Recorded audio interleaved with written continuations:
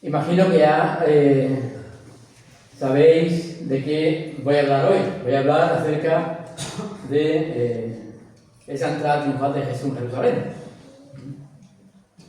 Bien, pues el tema de hoy es el Domingo de Ramos.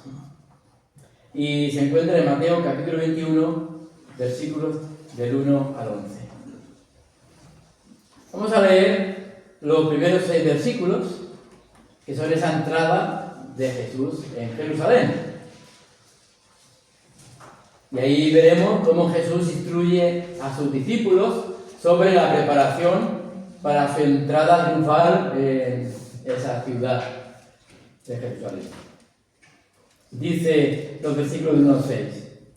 Cuando se acercaron a Jerusalén y vinieron a Betfagé, al monte de los olivos, Jesús envió 2 discípulos diciéndoles: id a la aldea que está enfrente de vosotros y luego hallaréis una asna atada y un pollino con ella. Desatadla y traédmelos. Y si alguien os dijere algo, decid: el Señor lo necesita, y luego los enviará.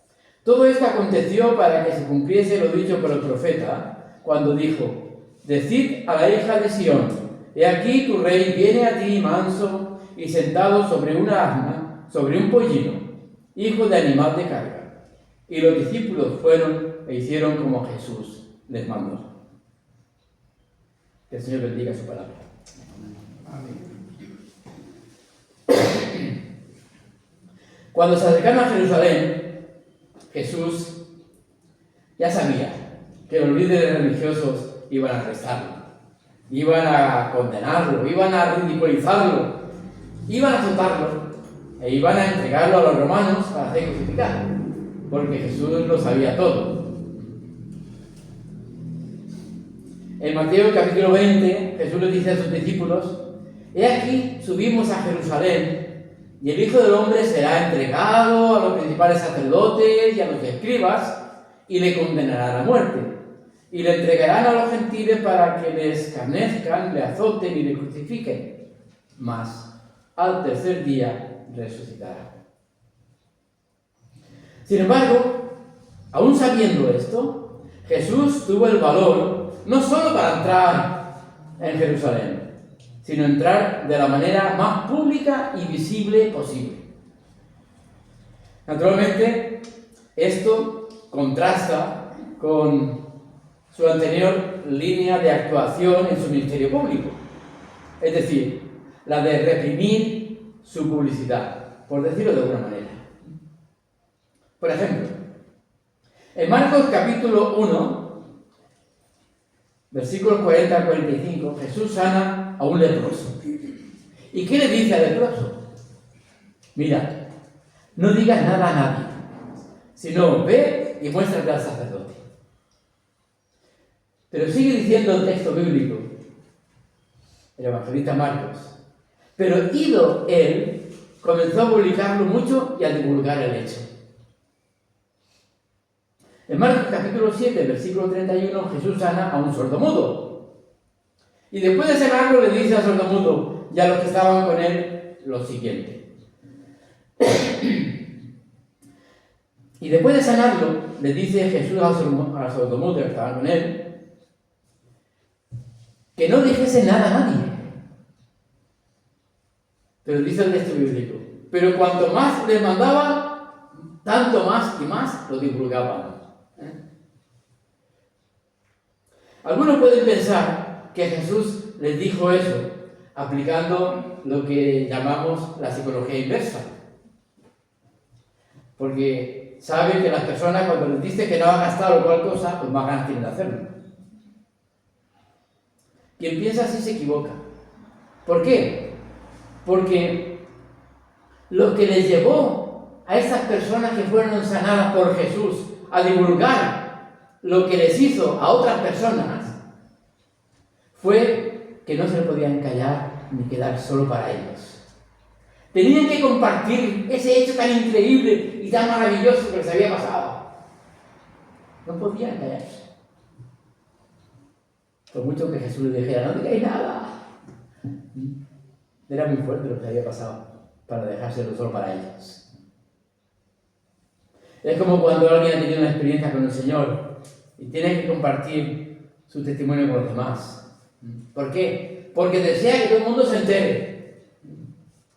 E incluso no hace falta que todo el mundo se entere. Solamente con ver el rostro, te ha cambiado. O si ha sido sanada de otra manera, pues también era evidente. Un ciego, un cojo, un sordomudo.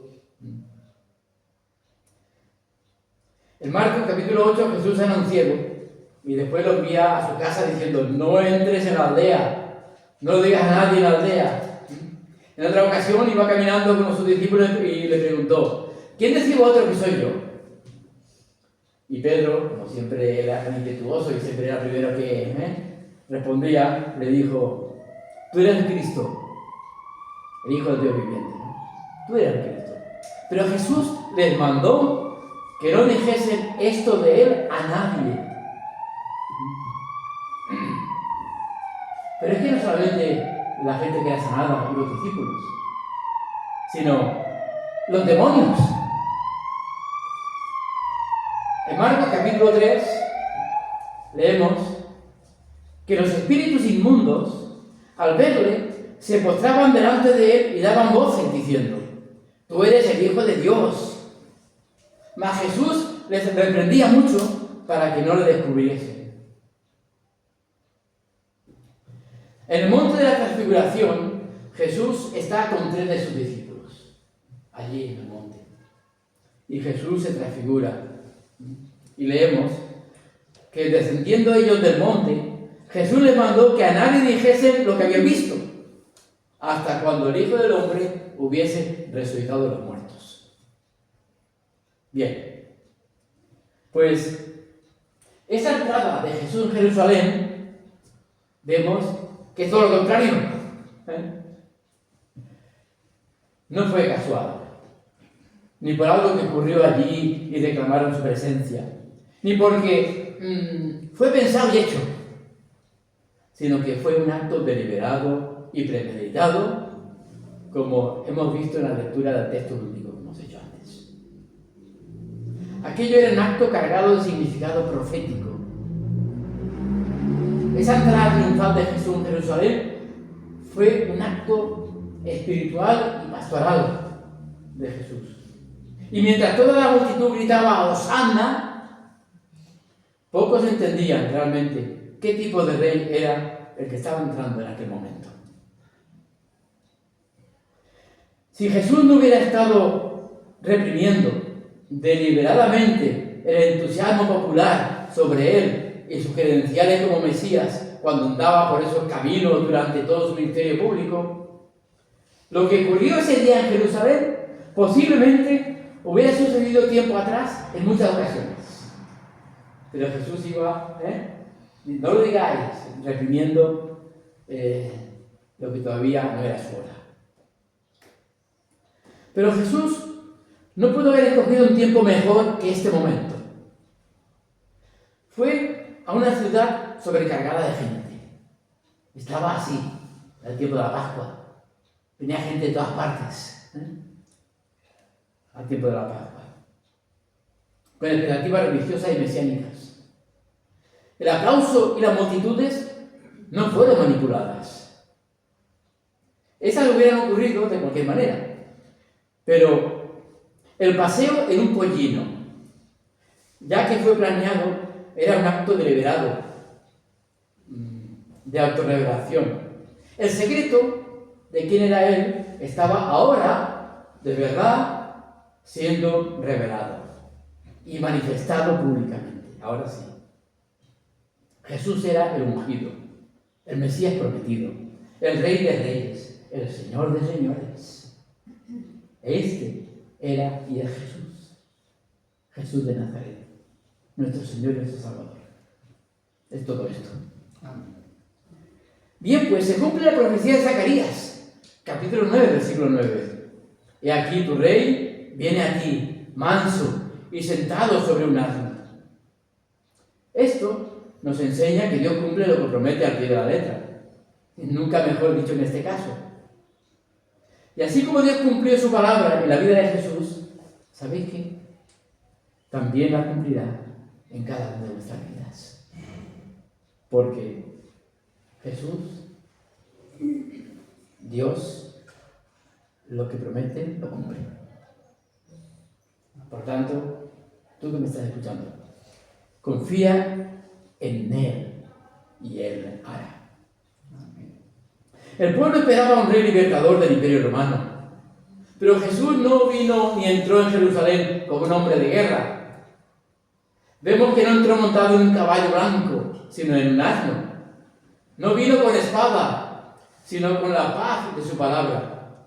No vino a destruir al enemigo, sino a vencer el pecado. La multitud quería un rey que cambiara su situación externa. Pero Jesús vino a transformar sus vidas, cambiando su corazón. ¿Cuántas veces nosotros queremos que Dios solucione nuestras circunstancias? Pero Él lo que quiere es cambiar primero tu corazón.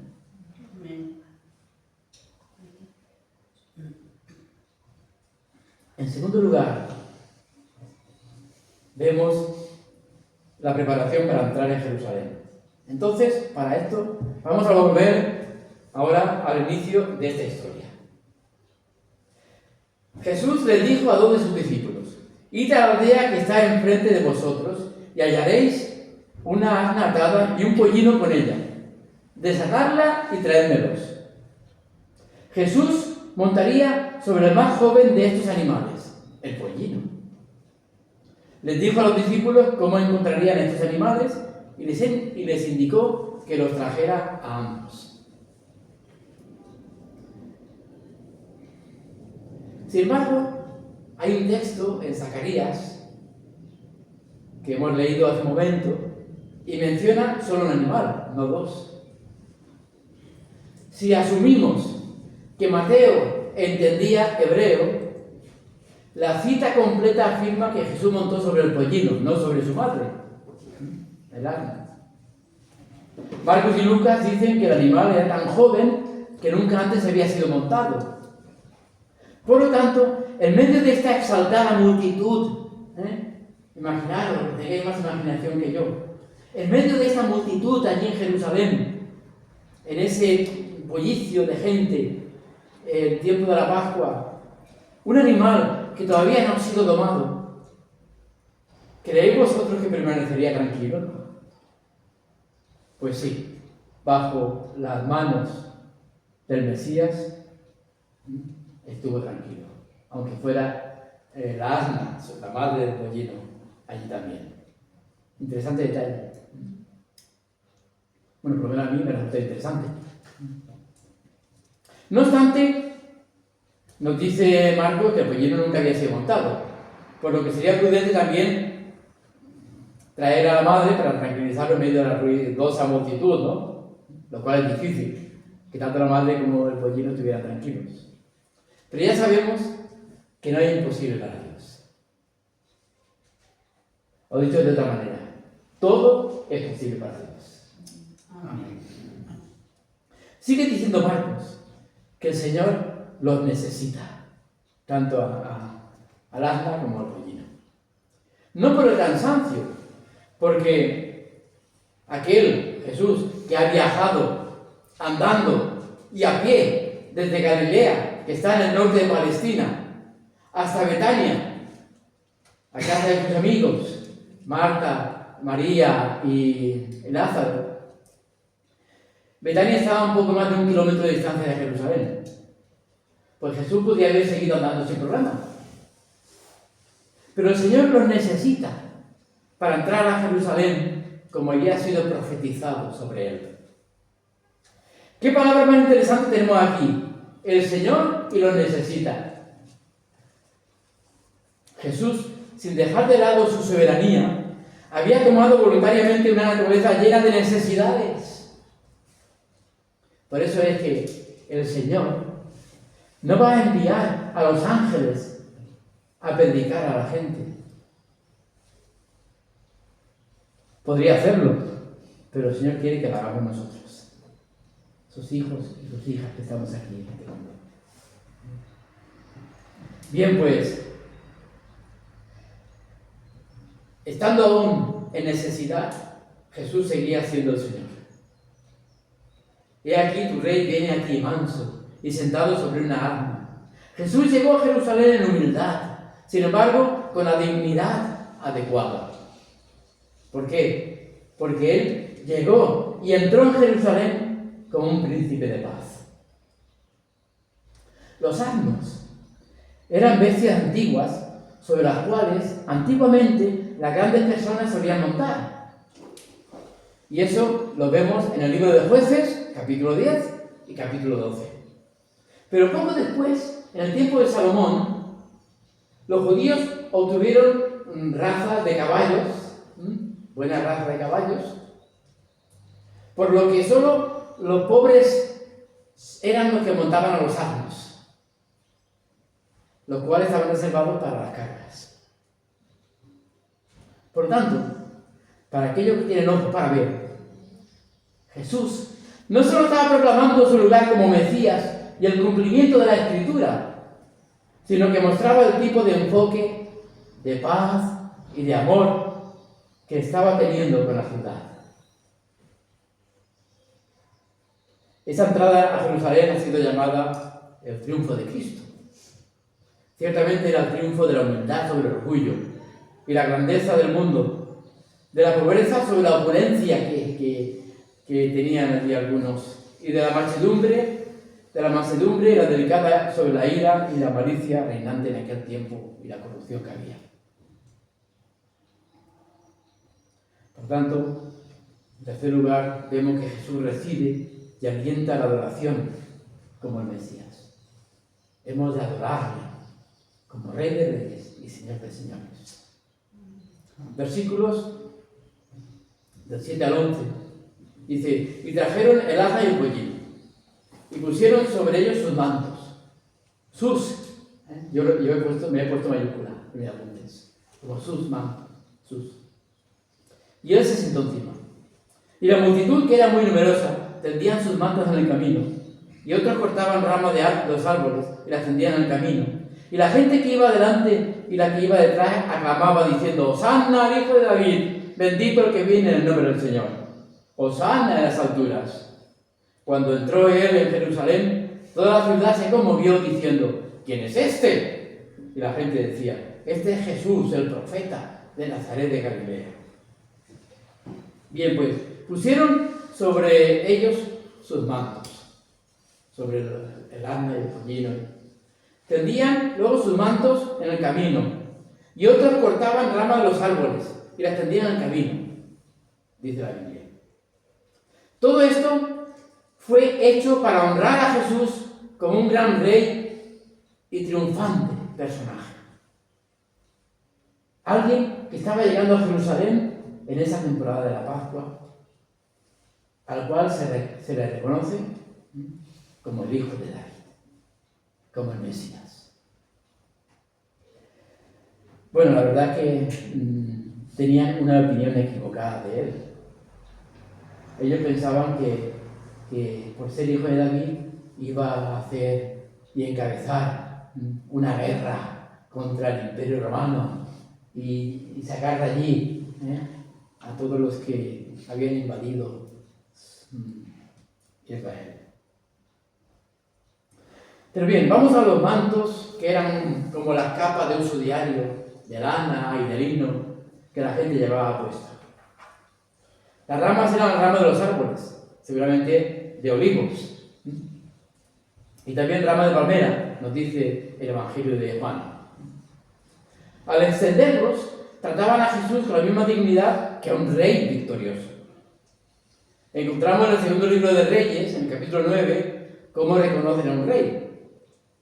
Dice, entonces cada uno tomó apresuradamente su manto y lo puso debajo de Jehú, en un trono alto, y tocaron corneta y dijeron, Jehú es rey.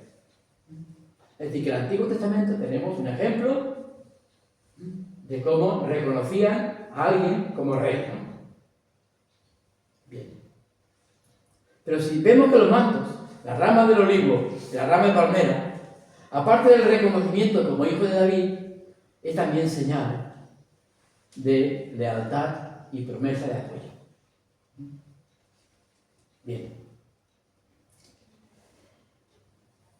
Hasta aquí vamos bien. Lo están reconociendo. Entienden que es el profeta de Galilea, el Mesías enviado. Pero yo quisiera que siguiéramos con el tema de las palmas. En Apocalipsis capítulo 7 también es curioso que leemos que dice el apóstol Juan: miré y he aquí una gran multitud, la cual nadie podía contar, de todas las naciones, tribus, pueblos y lenguas, que estaban delante del trono y en la presencia del Cordero, vestidos de ropas blancas y con palmas en las manos, y clamaban a gran voz diciendo: la salvación pertenece a nuestro Dios, que está sentado en el trono y al Cordero. Entonces gritaban: ¡Hosanna al Hijo de David! Esta era una abierta adoración mesánica de Jesús, eso era claro, ¿no? Ellos buscaban a Jesús por salvación, porque Hosanna, ¿sabéis qué significa? Significa: ¡sálvanos ahora! ¡Ya has llegado aquí! ¡Sálvanos ahora! Pero estaban pensando en qué, en que los salvara del Imperio Romano, no de la esclavitud del pecado. Este sálvanos ahora, este Hosanna, siempre era dirigido a los reyes, como podemos ver en 2 Samuel, en 2 Reyes. Ellos abiertamente le dan a Jesús los títulos apropiados para el Mesías, el enviado, el ungido, el Hijo de David, el que viene en el nombre del Señor. Jesús recibió esa adoración y ciertamente pues la alentó con su entrada. Pero una vez más, esto fue porque ese día es el día que hizo el Señor. El día en que el Mesías llegó como Salvador a Jerusalén, en cumplimiento de la profecía de Daniel. Hosanna. Y transliterado, pues la expresión hebrea es un grito de ayuda. ¡Sálvanos! Y sálvanos ahora. Con el tiempo se volvió una invocación de bendición, incluso una aclamación. El pueblo adora a Dios en las alturas para enviar al Mesías. Y sí, la verdad es que el Hosanna tiene algo de fuerza original. ¿Por qué? Porque cada uno de nosotros también deberíamos clamar al Señor diciendo Hosanna. Porque si Hosanna significa sálvame ahora, si Hosanna significa libérame, ¿de qué eres esclavo? ¿Qué es algo que te domina, que no puedes tú soltar de ti? Bien, pues,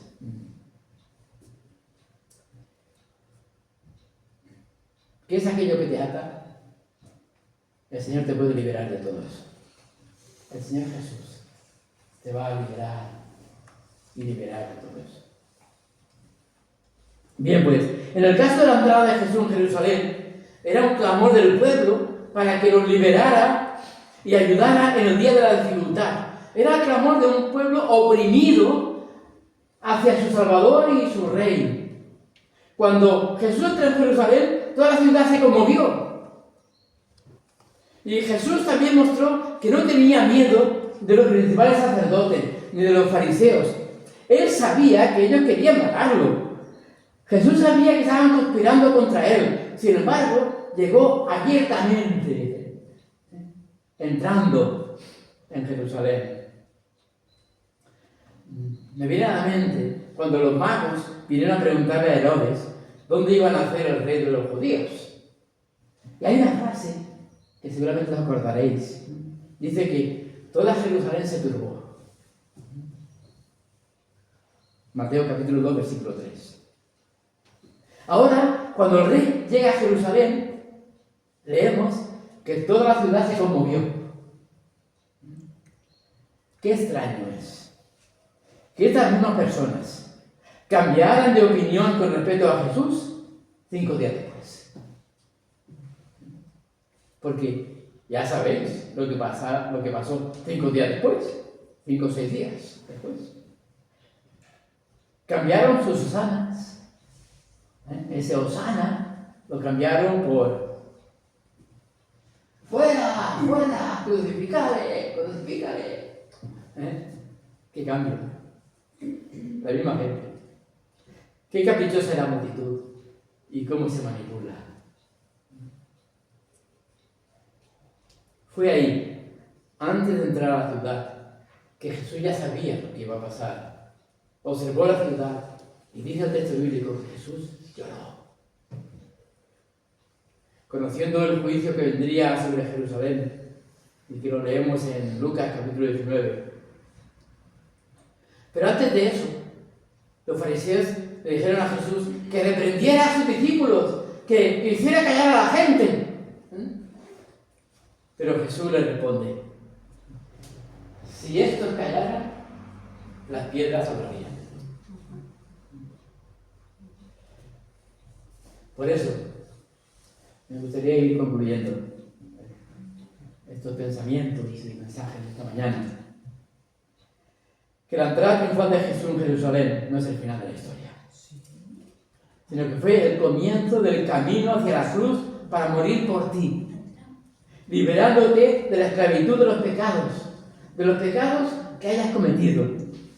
Porque Jesús es un rey que cumple sus promesas, un rey humilde, un rey que transforma, un rey que salva, un rey que perdona.